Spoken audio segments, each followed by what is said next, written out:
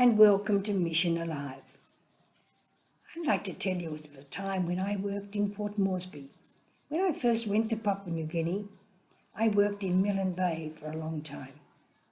And then, after that, I went to Yule Island to work with the young women who want to become sisters, the postulants.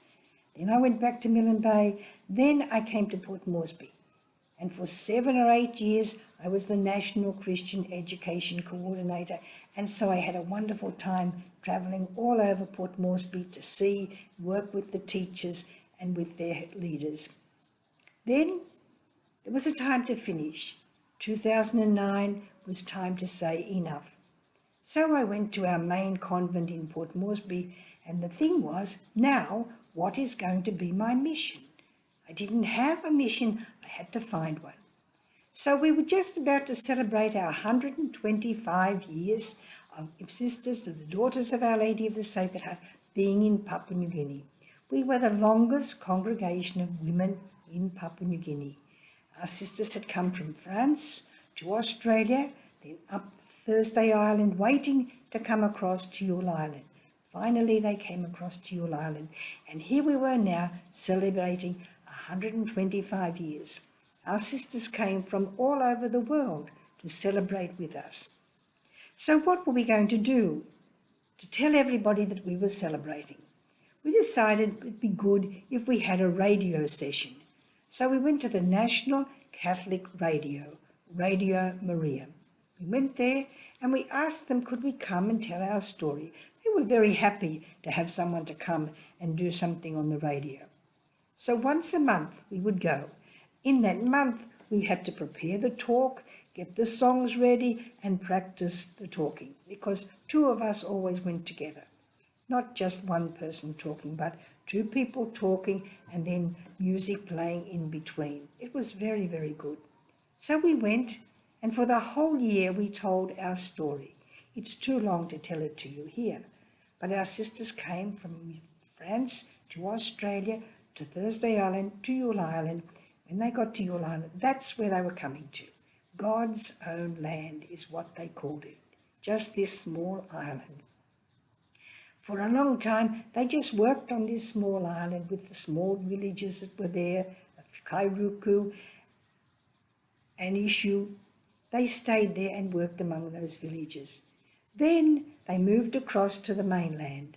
They went into the Mekio area, they went into the Roro area, then they went up into the Goilala Mountains. Get an atlas, you'll be able to find some of these places outside Port Moresby to the west. And then from there, they came across to Milne Bay and began to work in Milne Bay. Then to Port Moresby, and so they spread, finally to Rabaul and Manus. So we were all over the islands of Papua New Guinea. So we did this for the year. Then at the end of the year, Radio Maria said, are you going to keep on coming? We would really like you to keep on coming. So we kept on coming. And for the rest of the time that I was in Port Moresby, every month we went to Radio Maria and we talked. One year, when the Pope had the Year of Mercy, then we looked at God as merciful. All through the Bible, looking at God as the merciful Father, the forgiving Father. It was very, very good. People told us how much they enjoyed it. Then, what was another thing we had? Another thing we had was the Catholic Catechism of the Catholic Church for Papua New Guinea and the Solomon Islands. It had just been printed and published and was circulating among the people. And I had been involved in the production of that book, so I knew what was in it. So every month we took a chapter in the Catholic Catechism of the Catholic Church for Papua New Guinea. That was really good. Many teachers came and thanked us for doing that. Everyone was listening. So we were really happy that we were able to pass on so many good things to people, that we were really able to use the radio. The radio is a powerful, very powerful means of communication in countries where they don't have television, but the radio is really important to them.